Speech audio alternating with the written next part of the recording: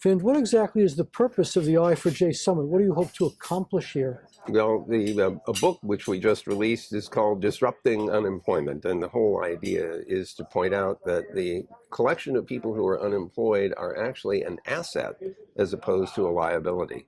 They are people who we can put to work who are not working now, which means we should be thinking about how to put them to work, how to find jobs for them, how to make sure that they have the wherewithal to discover jobs that they can be good at.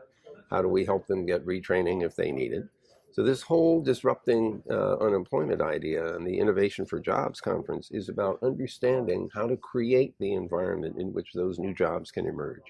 David Nordfors makes a really good point, the co-founder of this conference, and he says that the current economy revolves around the notion of tasks and trying to get people to do tasks for which we pay them. And he points out that tasks are things that can often be automated. And so as robots come along, as more software is engaged to do things, we can make automatic a lot of the things that we would otherwise have paid somebody to do, which means that we don't need button pushers anymore. The implication of that is twofold. The first one is that we have to find more creative things for people to do that machines can't do, that for which we are willing to pay them. But the second interesting thing is that this notion of I go to school in order to get a skill, which I then apply in a job, and then I retire and I have a pension, is not working anymore. First of all, people live longer. Second, they have multiple careers. And third, technology and society keep changing, and so you have to keep up with it. You have to be able to adapt to new requirements, which suggests to me that if you're going to learn anything in school, you better learn how to learn. And you're going to have to keep learning for the entire course of your lifetime, because if you don't, you will find yourself incapable of functioning. Early education is super important. The Montessori method, which allows people to explore their ideas and interests with guidance from the teacher, as opposed to sitting in memorizing things, is super important.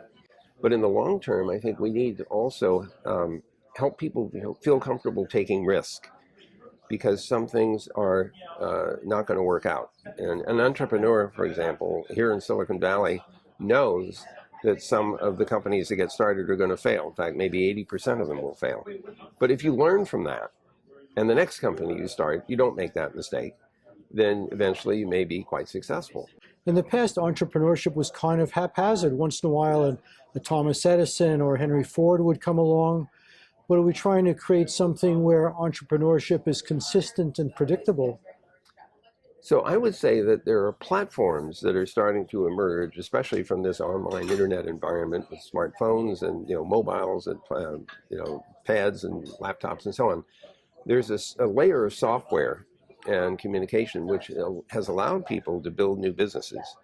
You see a lot of this in the mobile world, where people build apps for all kinds of things. And now we're starting to see layers and layers of new kinds of infrastructure showing up that make it possible for people to invent new businesses and create demand for what those businesses and what those products can do for us. And so I'm an optimist by nature, and I would point out that we've been through a number of revolutions in the past, starting with the Industrial Revolution and steam power that, as we go through, now we're at the point where we're in the computing and communications world.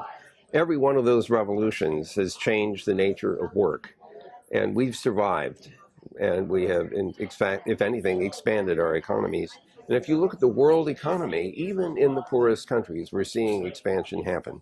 So in the long run, I'm pretty convinced that all these technologies are going to be enabling as opposed to disabling.